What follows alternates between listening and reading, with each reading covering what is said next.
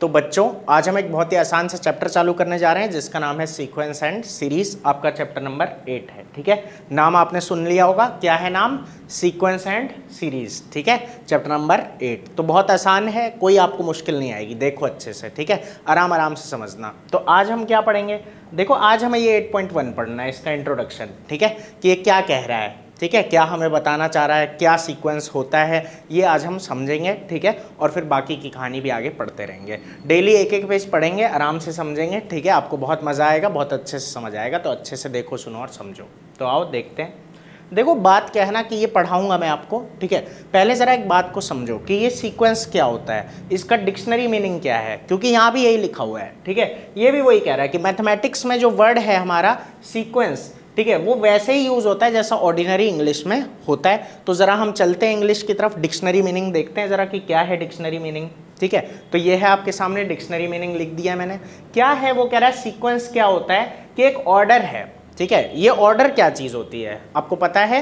ठीक है, आपने सेट पढ़ा होगा, उसमें आपने पढ़ा होगा ऑर्डर। ठीक है, वहाँ क्या होता है, ऑर्डर मैटर नहीं करता। ठीक है, मतलब किसी के बाद भी कोई सा भी लिख दो। जैसे सेट में क्या होता है, अगर मैं लिख रहा हूँ ए बी सी, यहाँ पे मैंने लिखा ए बी सी, और यहाँ पे मैं लिख रहा हूँ सी बी ए, तो वो कहता है कि भाई इनमें कोई फर्क नहीं है, order does not matter, order कोई मैटर नहीं करता। आप आगे पीछे भी लिखोगे तो सेट वही रहेगा। ठीक है, तो ऑर्डर मतलब क्या है कि कौन किसके आगे है, ठीक है, और कौन किसके पीछे है, कि पहले ये फिर ये फिर ये, इस तरीके से। इसको हम क्या बोलते हैं, ऑर्डर, कि कौन पहले और कौन बाद में। ठीक है, ये चीज़ होती है यहाँ पे ऑर्डर। तो यहाँ कह रहा है कि सीक्वेंस का मतलब ही क्या आ गया यहाँ पे, कि ऑर्डर।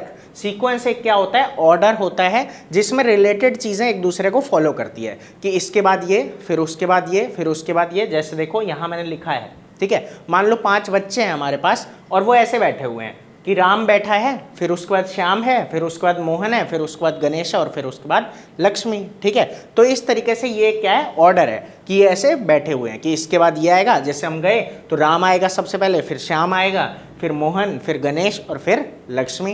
तो इस तरीके से कहानी चल रही है, ये बात समझ आई होगी। तो ऑर्डर मतलब कौन किसके बाद है। तो देखो सीक्वेंस का बेसिक मीनिंग ऑर्डर से ही रिलेटेड है। ठीक है, कि हमने चीज़ों को ऑर्डर में लगा दिया, हमने चीज़ों को कैसे लगा दिया, ऑर्डर में। तो क्या बन गया एक सीक्वेंस, कि हमें पता चल रहा है कि किसके बाद कौन है, हमें पता है कि किसके बाद कौन है। एक तो होता है कि कैसे भी लगा दो भाई, कैसे भी बैठे हुए हैं पता नहीं क्या आएगा, लेकिन एक जगह होता है हमें पता है। मान लो आप किसी पार्क गए या कहीं पे गए तो आपको पता है पहले ये वाला झूला लगा हुआ है, फिर उसके बाद ये वाला झूला लगा हुआ है, फिर उसके बाद ये वाला झूला लगा हुआ है। तो इस तरीके से आपको ये बात समझनी है। ठीक है, कि ये ऑर्डर क्या होता है, कि किसके बाद कौन है। अब आ गया होगा, मैंने बहुत बार बोल दिया वैसे। ठीक है, बोर मत होना, ठीक है, कोई बात नहीं। ठीक है, समझ आना चाहिए अच्छे से। तो देखो फिलहाल खैर, तो यही बात है, एक ऑर्डर है जिसमें चीज़ें एक दूसरे को फॉलो करती है, जो आपस में रिलेटेड होती है। और साथ में तो सीक्वेंस वर्ड किससे रिलेटेड हो गया, ऑर्डर से, या फिर ये खुद ही चीज़ों का सेट है। सीक्वेंस एक क्या है, खुद ही चीज़ों का सेट है जो कि ऑर्डर में लगी हुई है। ठीक है, कि एक ऑर्डर में है। तो बेसिकली सीक्वेंस को किससे जोड़ना है, ऑर्डर से। ठीक है,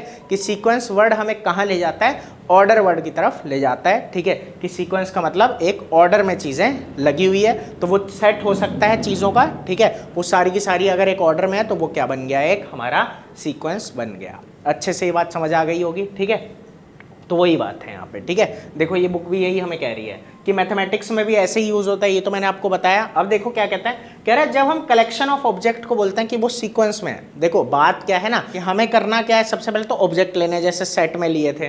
ठीक है, कि कलेक्शन ऑफ ऑब्जेक्ट, कि हमारे पास ऑब्जेक्ट हैं, बहुत सारी चीज़ें हैं हमारे पास। ठीक है, अब अगर हम कहना चाहते हैं कि वो किस में है, सीक्वेंस में है, वो किस में है, सीक्वेंस में, तो इसका क्या मतलब है कि हमें पता है कि कौन सा पहला है, कौन सा दूसरा, कौन सा तीसरा, और ऐसे ही बाकी चीज़ें भी हमें पता है। तो वो भी यही कह रहा है कि we usually mean that the collection is ordered in such a way, ऐसे वो हो रखा है, ऑर्डर में लगा हुआ है कि it has an identified first member, उसका पहला मेंबर आइडेंटिफाइड है, हमें पता है पहला कौन है, दूसरा कौन है, तीसरा कौन है, इस तरीके से। ठीक है, कुछ एग्जाम्पल ले रहा है, क्या बोलता है एग्जाम्पल में, पॉपुलेशन ऑफ ह्यूमन बींग्स, ठीक है, ह्यूमन बींग्स की जो पॉपुलेशन है एक टाइम पे कुछ रही होगी, फिर आगे कुछ रही होगी, फिर उसके बाद कुछ रही होगी, इस तरीके से, ठीक है।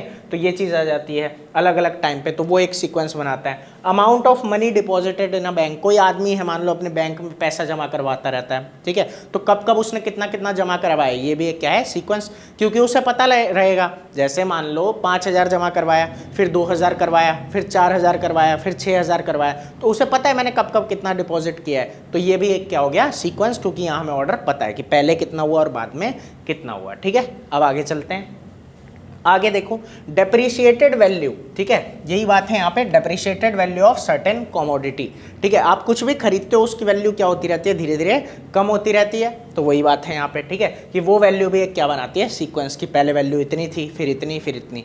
मेन बात यही है कि सीक्वेंस एक ऑब्जेक्ट का कलेक्शन है, ठीक है, जो कि क्या है, ऑर्डर में है। वहाँ पे हमें ऑर्डर का पता है कि कौन पहला कौन बाद में, ऐसा नहीं है कोई भी कहीं भी लगा दिया, ऐसा नहीं है, बस हमें पता है पहले ये आएगा, फिर ये आएगा, फिर ये आएगा, तो उसे हम क्या बोल देंगे, सीक्वेंस बोल देंगे, ठीक है। नॉर्मल कलेक्शन है ऑब्जेक्ट का, उसे क्या बोलते हैं, सेट।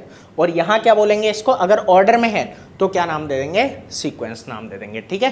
बाकी हम मैथ पढ़ रहे हैं तो नंबर्स आएंगे, लेकिन मेन बात यही है कि कोई भी वो चीज़ हो सकती है, जैसे अभी हमने बच्चों का एग्जाम्पल लिया था, बिल्कुल उस तरीके से, ठीक है। तो समझ आ रहा होगा, कहीं कोई दिक्कत नहीं हो रही होगी, फिर भी कहीं कोई दिक्कत हो तो बताना, ठीक है, कमेंट करना, मैं अच्छे से कोशिश करूँगा और अच्छे से बता सकूँ। चलो फिलहाल आगे चलते हैं। तो यही बात है, और सीक्वेंस का एक इंपॉर्टेंट एप्लीकेशन है ह्यूमन एक्टिविटीज़ में, तो ये अभी हम पढ़ेंगे। कुछ इन एग्जाम्पल से भी आप समझ सकते हो कि भाई पॉपुलेशन कितनी है, किसी ने बैंक में पैसे कितना जमा किए हैं, और भी कई चीज़ें इसके अंदर आ जाती है, ठीक है। फिलहाल उनकी बात आगे करेंगे। अब जरा थोड़ा सा आगे और चलते हैं, एक टर्म और आया, एक तो क्या था, सीक्वेंस, ये समझ आ गया होगा, ठीक है, कि ऑर्डर में चीज़ें हैं तो वहाँ पे क्या हो जाता है, सीक्वेंस हो जाता है, ठीक है। तो सीक्वेंस एक सेट है, ठीक है, जिसमें चीज़ें हैं, ठीक है, ऑब्जेक्ट्स हैं, और वो क्या है, सीक्वेंस में है, मतलब वो ऑर्डर में है, ठीक है, हमें उनका ऑर्डर पता है। तो इतना आपको अच्छे से समझ में आ गया होगा।